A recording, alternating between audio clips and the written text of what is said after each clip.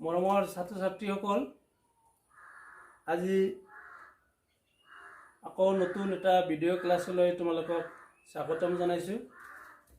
আজিৰ ক্লাছটো হ'ব প্ৰতিহৰণৰ চেপ্টাৰৰ পৰাই। ইমান দিনে আমি শিকিলোঁ দাপনত কেনেকৈ প্ৰতিবিম্ব গঠন হয়। গোলাকাৰ দাপনত প্ৰতিবিম্ব গঠন হোৱা বিভিন্ন পদ্ধতি, বিভিন্ন নিয়ম আমি শিকিছোঁ। ঠিক তেনেকৈ এতিয়া প্ৰতিহৰণ যিহেতু পৰা আৰম্ভ হৈছে, আমি প্ৰতিহৰণৰ পৰা প্ৰথমে লক্ষ্যবস্তু সাপেক্ষে প্ৰতিবিম্ব ক'ত কেনেকৈ গঠন হয়, প্ৰতিবিম্বৰ আকাৰ আকৃতি প্ৰকৃতি কি হ'ব, এইবিলাক শিকিম। প্ৰথম আমি শিকিব লাগিব উত্তল লেন্সৰ কাৰণে। উত্তল লেন্সত কেনেকৈ প্ৰতিবিম্ব গঠন হয়। তোমালোকে হয়তো মনত আছে, ইয়াৰ আগৰ ক্লাছবিলাকত পাইছা, গোলাকাৰ দাপনত অৱতল দাপনত আমি 6টা চিত্ৰ শিকিছিলোঁ। উত্তলত মাত্ৰ এটা বা দুটা শিকিলেই হৈছে দাপনৰ বেলিকা। এতিয়া ঠিক তাৰ ওলোটা আহি যাব। মই ইতিমধ্যে আলোচনা কৰিছোঁ। উত্তল লেন্সৰ বেলিকা আমি 6টা চিত্ৰ শিকিব লাগিব। একেবাৰে জানিবই লাগিব, শিকিবই লাগিব। পৰীক্ষাত খুবেই দৰকাৰ, বৰ ইম্পৰ্টেণ্ট। পৰীক্ষাত প্ৰত্যেক বছৰেই প্ৰশ্ন হয়। যিকোনো হওক, মই আৰম্ভ কৰি দিছোঁ। আজি 19 তাৰিখ মে' মাহৰ। আমি উত্তল লেন্সৰ লক্ষ্যবস্তু ক'ত থাকিলে প্ৰতিবিম্ব ক'ত গঠন হয়, চিত্ৰ হয়, এইবিলাক বুজাৰ চেষ্টা কৰিম। কোনো চিন্তা নাই, কোনো কঠিন কথাও নহয়। চিত্ৰ সহ বুজাই দিলে সহজ হৈ যাব, আমাৰ কোনো সমস্যা নাথাকে। ঠিক আছে, ৰেডি? 1 নম্বৰত আমি শিকি আছো কি, উত্তল লেন্সত কেনেকৈ প্ৰতিবিম্ব গঠন হয়। উত্তল লেন্সত, ঠিক আছে, উত্তল লেন্সত তাৰে 1 নম্বৰ হ'ব। 1 নম্বৰত শিকি আছো লক্ষ্যবস্তু যদি অসীম দূৰত থাকে। লক্ষ্যবস্তুটো যদি অসীম দূৰত থাকে, এইটো এনেকৈ মই বুজাই দিছোঁ। এই লক্ষ্যবস্তু ক'ত আছে? অসীম দূৰত। লক্ষ্যবস্তু কিমান দূৰত? অসীম দূৰত থাকিলে তেতিয়াহ'লে প্ৰতিবিম্ব কি হ'ব? চিত্ৰ আঁকিলে এইবিলাক কথা বুজাত সুবিধা হয়, সহজ হয়। লক্ষ্য কৰা, এইটো উত্তল লেন্স, এইটো উত্তল লেন্স, এইটো মধ্যবিন্দু আলোক কেন্দ্ৰ থাকিব। এইফালে আমি মুখ্য অক্ষ বঢ়াই দিম, এইফালে আহিব মুখ্য অক্ষ। এতিয়া নিয়ম মতে এইফালে F1 দিলে এইফালে F1 দিব লাগিব, এইফালে 2F1 দিলে এইফালে 2F2 দিব লাগিব। এনেকৈ এইটো কয় 2F1, এইটো কয় F1, এইটো কয় F2, এইটো কয় 2F2। আচ্ছা, এতিয়া কৈছে কি যে লক্ষ্যবস্তু ক'ত থাকিলে, লক্ষ্যবস্তু যদি অসীম দূৰত থাকে, তেতিয়াহ'লে এইফালে কৰবা। যেহেতু কৈছে যে লক্ষ্যবস্তু কিমান দূৰত থাকিব? অসীম দূৰত, অৰ্থাৎ আলোক কেন্দ্ৰ, এইটো যে আলোক কেন্দ্ৰ O বিন্দু আছে, এইটো O বিন্দু, তাৰ পৰা এইটো F1 দূৰত্ব, তাৰপিছত 2F1 দূৰত্ব, তাতকৈ দূৰত, অসীম দূৰত এইফালে কৰবাত আছে। তাৰ পৰা ৰশ্মি এটা, আপতিত ৰশ্মি এটা টনা হ'ল নিয়ম হিচাপে। কেনেকৈ? মুখ্য অক্ষৰ সমান্তৰালকৈ টনা হয়। এইটো কি নিয়ম হিচাপে F বিন্দুৰে পাৰ হৈ যাব। আমি জানো এইটো ফকাছ বিন্দুৰে পাৰ হৈ যাব। আৰু যদি তলফালৰ পৰা এটা টনা হয়, তেনেকৈ আপতিত ৰশ্মি অসীম দূৰৰ পৰা, লক্ষ্যবস্তু অসীম দূৰত আছে, এইটো যিহেতু মুখ্য অক্ষৰ সমান্তৰাল হৈছে, গতিকে কি হ'ব?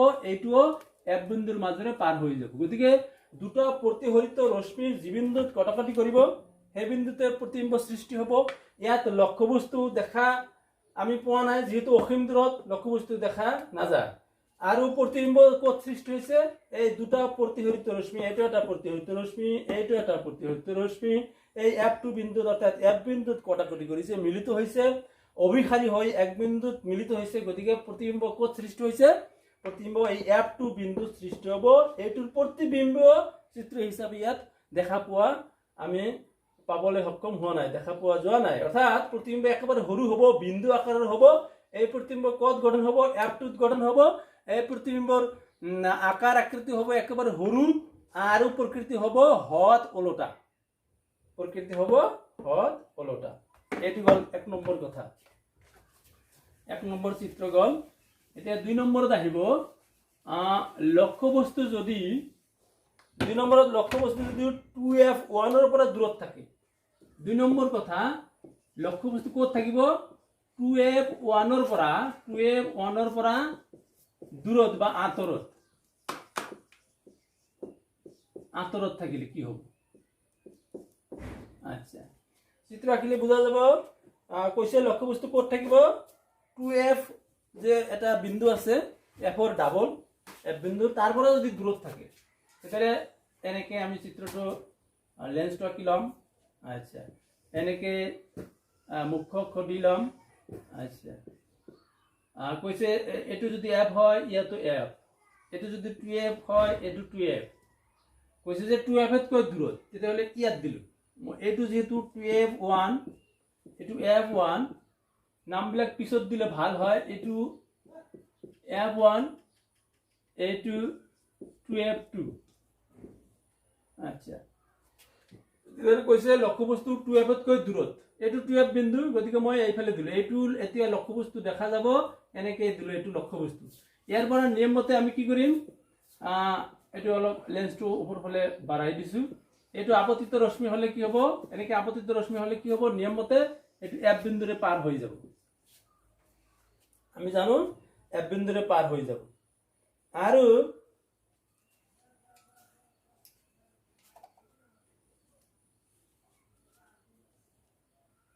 আচ্ছা এইটো হ'ব তো এইটো 2F1 এইটো F1 নহয় F2। তেতিয়াহ'লে কৈছে যে লক্ষ্যবস্তুটো যদি 2F তকৈ 2F1 তকৈ দূৰত থাকে তেতিয়াহ'লে প্ৰতিবিম্ব গঠন হোৱাৰ নিয়ম মতে হ'ব লাগিব F2 আৰু 2F2ৰ মাজত। F2 আৰু 2F2ৰ মাজত গঠন হ'ব লাগিব। আমি চিত্ৰ আঁকি কি দেখি আছো কথাটো মিলে নে নাই। এতিয়া আপতিত ৰশ্মি এটা সমান্তৰাল টানা হৈছে। এতিয়া এটা O বিন্দুৰ মাজেৰে লৈ যাম। আমি জানো O বিন্দুৰ মাজেৰে লৈ গ'লে কোনো দিশৰ পৰিৱৰ্তন নহয়, পোনে পোনে পাৰ হৈ যায়। এইটো হৈ গ'ল। তেতিয়াহ'লে এইটো এটা প্ৰতিহৰিত ৰশ্মি F বিন্দুৰে পাৰ হৈছে। O বিন্দুৰে যিটো আপতিত ৰশ্মি আহে এইটো ওৰ মাজেৰে পোনে পোনে চিধাই চিধাই পাৰ হৈ যায়। গতিকে দুটা প্ৰতিহৰিত ৰশ্মি কোনটো বিন্দুত কাটিছে এইটো বিন্দু। কোনটো বিন্দুত কাটিছে এইটো বিন্দু। এইটো এটা প্ৰতিহৰিত ৰশ্মি এইটো এটা প্ৰতিহৰিত ৰশ্মি এই বিন্দুত কাটিছে। ওপৰৰ পৰা তল ফালে এই মিলে কটাকটি কৰা বিন্দুলৈকে আমি এটা কাট চিন বহাই দিলোঁ। এইটো হৈ গ'ল এতিয়া প্ৰতিবিম্ব। এতিয়া প্ৰতিবিম্ব যেহেতু দেখা গৈ আছে প্ৰতিবিম্বৰ নাম দিয়া যাব। তেতিয়াহ'লে ধৰা এইটো নাম দিলোঁ AB। AB হ'ল লক্ষ্যবস্তু আৰু প্ৰতিবিম্ব হৈ গ'ল XY। এইটো ইমান ধুনীয়া চিত্ৰবিলাক কথাবিলাকৰ লগত চিত্ৰবিলাক একদম মিলি যায়। গতিকে আমি বুজাত সুবিধা হয়। তেতিয়া AB লক্ষ্যবস্তু ক'ত আছে 2F1 তকৈ দূৰত আছে। তাৰ পৰা আপতিত ৰশ্মিটা নহ'ল F বিন্দুৰে পাৰ হ'ল আৰু এটা আপতিত ৰশ্মি O বিন্দুৰে লোৱা হ'ল চিধাই চিধাই পাৰ হ'ল এই বিন্দুত কাটিছে। গতিকে ওপৰৰ পৰা তলফালে লোৱা হৈছে ওলোটা বুজাবৰ কাৰণে। এইফালে কাৰ চিন আছিল ওপৰ ফালে আৰু এইটোৰ কাৰ চিন তলফালে ওলোটা বুজাবৰ কাৰণে। গতিকে প্ৰতিবিম্ব কি হ'ল লক্ষ্যবস্তু যেতিয়া উত্তল লেন্সত 2F1 তকৈ দূৰত থাকে তেতিয়া সেই লক্ষ্যবস্তুৰ প্ৰতিবিম্ব F2 আৰু 2F2ৰ মাজত গঠন হ'ব। আৰু এই প্ৰতিবিম্ব দেখা যায় এই লক্ষ্যবস্তুতকৈ সৰু হৈছে, সৰু হ'ব অৰ্থাৎ সংকুচিত হ'ব, হদ হ'ব, ওলোটা হ'ব। এইটো গ'ল 2 নম্বৰ কথা। 2 নম্বৰ চিত্ৰৰ কথা গ'ল। এতিয়া আহিব আমাৰ 3 নম্বৰৰ কথা। 3 নম্বৰটো কি হ'ব যদি লক্ষ্যবস্তু 2F1 থাকে, লক্ষ্যবস্তু যদি 2F1 থাকে আর লক্ষ্যবস্তু ক'ত 2F1 তেতিয়াহ'লে প্ৰতিবিম্ব কি হ'ব এইটো আমি এনেকৈ বুজিম।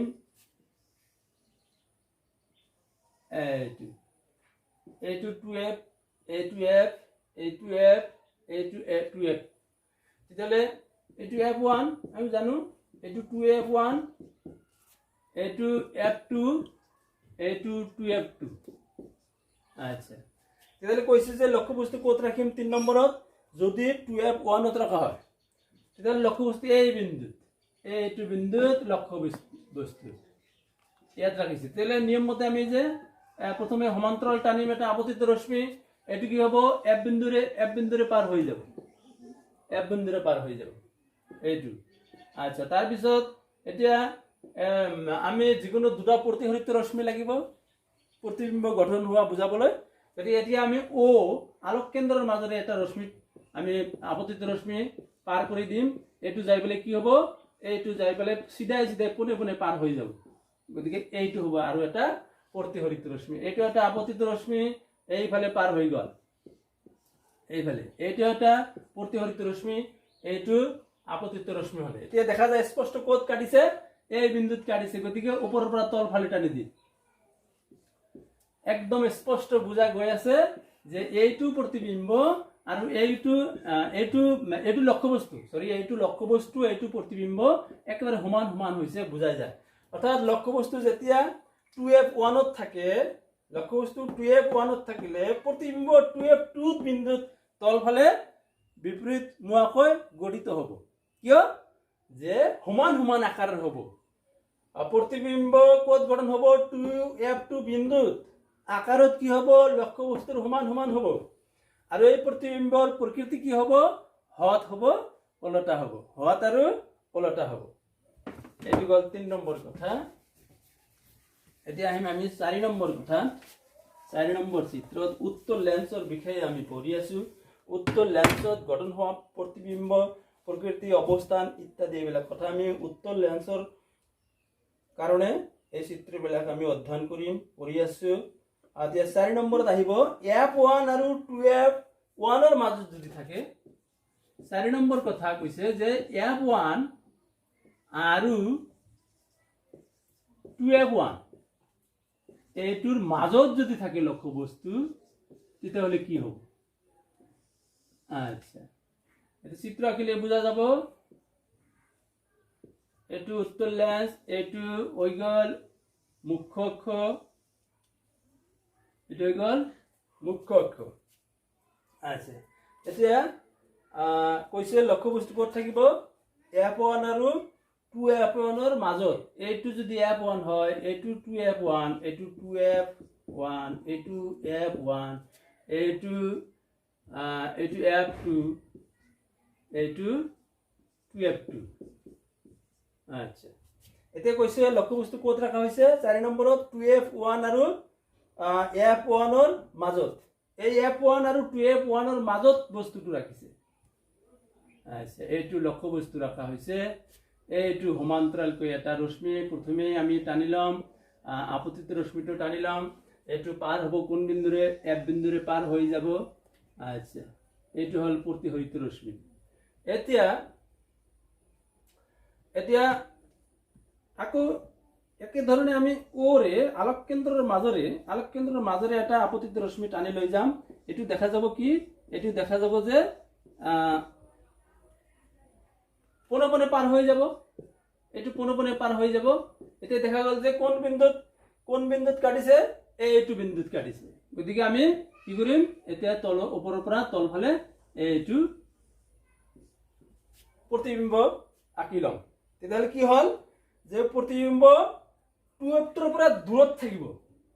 স্পষ্ট বুজা যায় লক্ষ্যবস্তু যেতিয়া উত্তৰ লেন্সত যদি f1 আৰু 2f1 মাজত লক্ষ্যবস্তু ৰখা হয়, তেতিয়াহ'লে প্ৰতিবিম্ব ক'ত গঠন হয়, এইটো 2f বিন্দুৰ পৰা দূৰত গৈছে, 2f2 বিন্দুৰ পৰা দূৰত আঁতৰত প্ৰতিবিম্ব গঠন হ'ব। আৰু এই প্ৰতিবিম্ব স্পষ্ট ইয়াত বুজা যায়, দেখা যায় যে লক্ষ্যবস্তু যেনেকুৱা আছিল তাতকৈ ডাঙৰ হৈছে। অৰ্থাৎ ইয়াত যদি এইটো লক্ষ্যবস্তু a b নাম দিয়া হয় আৰু যদি মই এইটো xy নাম দিওঁ, xy, তেতিয়াহ'লে বুজা যায় যে a b লক্ষ্যবস্তুতকৈ প্ৰতিবিম্ব xy ভালেখিনি ডাঙৰ হৈছে। গতিকে এইটো এনেকৈ মনত ৰাখিম যে উত্তৰ লেন্সত লক্ষ্যবস্তু যেতিয়া f1 আৰু 2f1 মাজত থাকে, তেতিয়া প্ৰতিবিম্ব 2f2তকৈ দূৰত গঠিত হয়। এই প্ৰতিবিম্ব লক্ষ্যবস্তুতকৈ বিবৰ্ধিত বা ডাঙৰ হয়, হত হয় আৰু ওলোটা হয়, হত হয় আৰু ওলোটা হয়। অৰ্থাৎ ৰিয়েল এণ্ড ইনভাৰ্টেড বুলি কয়, হত ওলোটা, ৰিয়েল এণ্ড ইনভাৰ্টেড। এইটো হ'ল 4 নম্বৰ কথা। এতিয়া আহিব আমাৰ 5 নম্বৰ চিত্ৰৰ কথা। 6টা চিত্ৰ আছে, আমি 6টা চিত্ৰই ভালকে শিকিব লাগিব, জানিব লাগিব। কোনো চিন্তা নাই। আমি চিত্ৰ আঁকি আঁকি পঢ়াৰ চেষ্টা কৰিলে, বুজাৰ চেষ্টা কৰিলে একেবাৰে সহজ লাগিব, কোনো প্ৰব্লেম নাই, কোনো সমস্যা নাই। এতিয়া আমি 5 নম্বৰটো শিকিম। যদি লক্ষ্যবস্তু F1 থাকে, যদি লক্ষ্যবস্তু F1 থাকে, লক্ষ্যবস্তু ক'ত? F1, তেতিয়া প্ৰতিবিম্ব ক'ত গঠন হ'ব? ডাঙৰ হ'ব, অসীম দূৰত্বত হ'ব, দেখাই নাযাব। এনেকুৱা কৈছে এইটো আমাৰ উত্তৰ লেন্স, এইটো উত্তৰ লেন্স, এইটো F1, এইটো F2। কি কৈছে? লক্ষ্যবস্তু যদি 5 নম্বৰৰ বেলিকা কৈছে, লক্ষ্যবস্তু যদি F1 থাকে, লক্ষ্যবস্তু ক'ত থাকে? লক্ষ্যবস্তু যদি, অবজেক্টটো যদি F1 থাকে, এইটো F1, ইয়াত যদি লক্ষ্যবস্তু থাকে, ভালকৈ লক্ষ্য কৰিব লাগিব, এইটো লক্ষ্যবস্তু। এনেকে এটা আপতিত ৰশ্মি টানিলো, এটা আঁকি ললো আপতিত ৰশ্মি, এইটো আপতিত ৰশ্মি, এইটো কিহেৰে যাব? F বিন্দুৰ মাজেৰে পাৰ হৈ যাব। আচ্ছা, এনেকে পাৰ হৈ গ'ল, এইটো প্ৰতিহৰিত ৰশ্মি। এতিয়া এতিয়া এতিয়া ওৰে টানিম, এইটো দ্বিতীয় আপতিত ৰশ্মিৰ ওৰে আলোক কেন্দ্ৰৰে পাৰ কৰি দিম। এতিয়া ক'ত যায়? এনেকে বৰাই গৈ থাকিলে ক'ত যায় যে প্ৰতিবিম্ব গঠন হ'ব বুজাই নাযায়। এইটো এটা প্ৰতিহৰিত ৰশ্মি, এইটো আছিল আপতিত ৰশ্মি। গতিকে বুজা যায় স্পষ্ট, আমি চিত্ৰ হিচাপে বুজা যায় যে যেতিয়া উত্তৰ লেন্সত আপতিত ৰশ্মি এনেকে সমান্তৰালকৈ আহিলে F বিন্দুৰে পাৰ হৈ যাব, এইটো জানো, এইটো F2, আৰু O কেন্দ্ৰে আলোক কেন্দ্ৰৰ মাজেৰে দিলে চিধাই চিধাই পাৰ হৈ যাব। অৰ্থাৎ উত্তৰ লেন্সত যেতিয়া লক্ষ্যবস্তুটো F1 ৰখা হয়, F1 বিন্দুত যদি লক্ষ্যবস্তু ৰখা হয়, সেই লক্ষ্যবস্তুৰ প্ৰতিবিম্ব ক'ত গঠন হ'ব?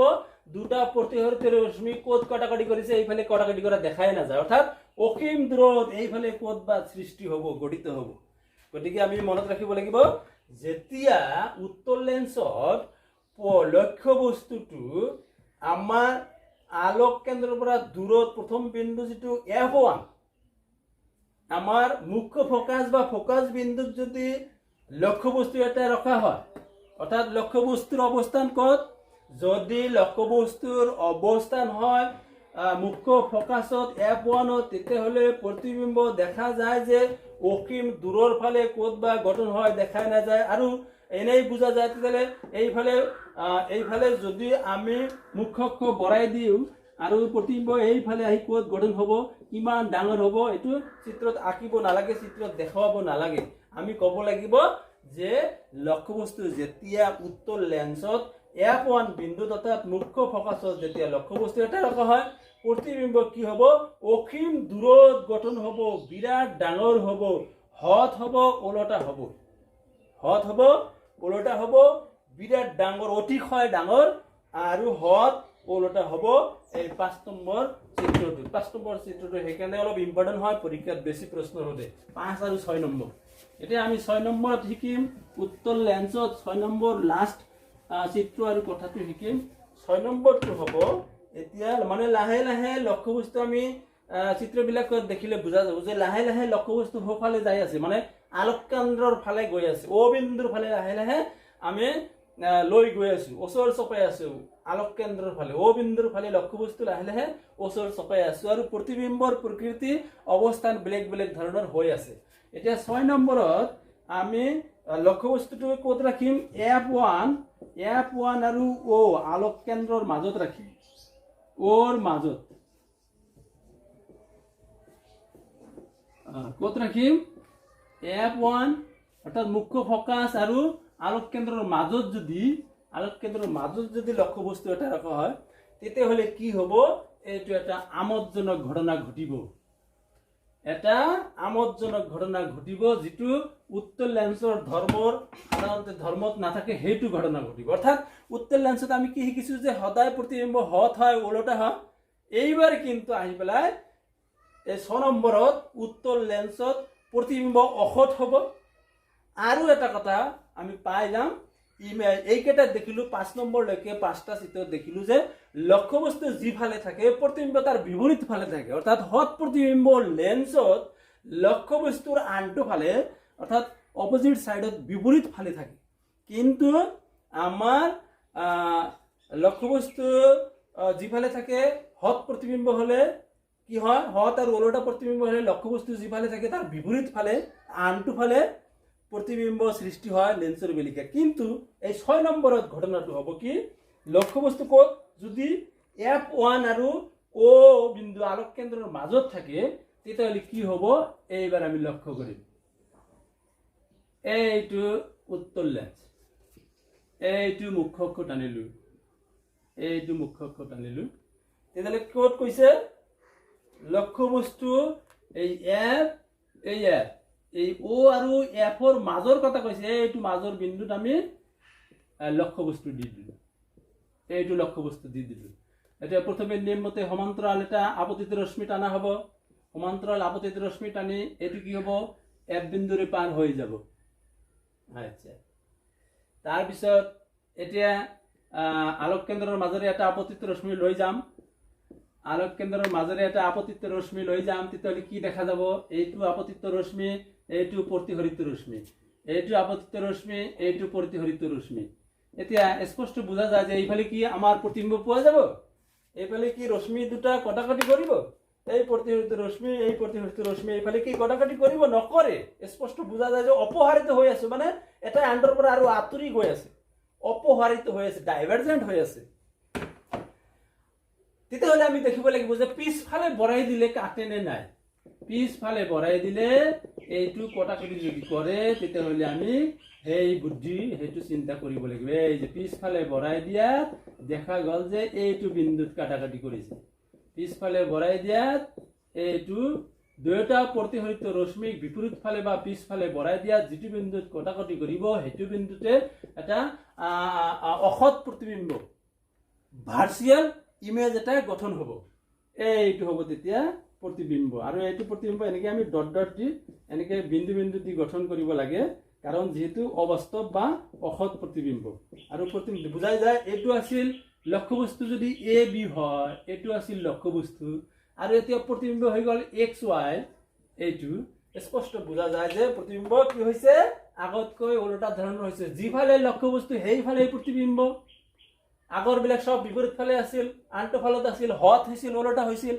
এইবাৰ কিন্তু প্ৰতিবিম্ব ডাঙৰ হৈছে ঠিকই কিন্তু প্ৰতিবিম্ব কি হৈছে লক্ষ্যবস্তু যিফালে লেন্সৰ একেফালে দুটাই আছে লক্ষ্যবস্তু আৰু প্ৰতিবিম্ব একেফালে থাকিব অসৎ প্ৰতিবিম্ব উত্তল লেন্সৰ বেলিকা আৰু প্ৰতিবিম্ব কি হ'ব অসৎ হ'ব থিয় হ'ব অসৎ হ'ব থিয় হ'ব অৰ্থাৎ ভাৰ্চুৱেল হ'ব আৰু ইৰেক্ট হ'ব এনেকৈ আমি ছটা চিত্ৰ ধুনীয়াকৈ মনত ৰাখিম এই ছটা চিত্ৰৰ পৰা ছটা বিভিন্ন ধৰণৰ কথা আৰু চিত্ৰ এইবিলাক তোমালোকে কিতাপত পাবা চাৰ্ট আছে কথাবিলাক চাৰ্টৰ কথাবিলাক পাবা 178 পেজত 178 পৃষ্ঠাত পাবা কথাবিলাক চাৰ্ট আছে আৰু এই কথাবিলাকৰ কাৰণে চিত্ৰবিলাক কিতাপত পাবা 180 আৰু 181 চিত্ৰবিলাক পাবা 180 আৰু 181 পৃষ্ঠাত গতিকে আমি ধুনীয়াকৈ এই বস্তুবিলাক ঘৰত প্ৰেক্টিছ কৰিম অভ্যাস কৰিম অনুশীলন কৰিম